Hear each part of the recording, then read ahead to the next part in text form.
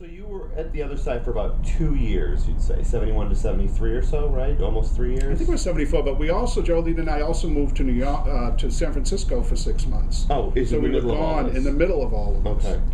But then we got there and it was boring as hell, and trying to walk on those fucking hills with the 9-inch platforms wasn't going to work. They had the cabaret there, but it was mostly Asian, and it was weird. And Yeah. you know, it wasn't. And then the hippies were gone, so and we lived right near Haight. We used to do a lot of shoplifting. We'd go into a place and just pick up a table and walk out. It was easy as hell, much easier than Boston, because everybody mopped. Everybody mopped.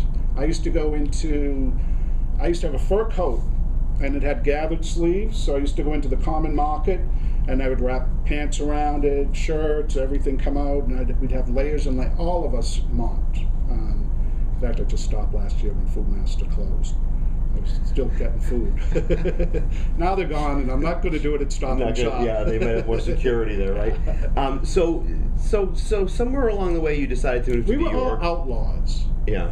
The early gay life was being an outlaw. Yeah. And that changed quickly after that, and it was never the same after that. But, I mean, well, that's another thing, too. I mean, do you have there's a certain nostalgia for that period, but is it, I always have this tug of war about assimilation and what it's cost us in terms of our uniqueness and our that kind of thing. I mean, would you have any thoughts about, the more accepted we became? We don't want to go back to the days where we were getting beaten up and being thrown in the paddy wagons and being forced to switch partners when the cops came to, dance with a woman instead of a guy. You would go back. I'd go back because I miss that sense of community. I miss my family, and once we became accepted, that family wasn't needed anymore, and it changed. And nothing's taken its place as far as you can. I think that we were much more creative. I think we had to be creative because we didn't have any money.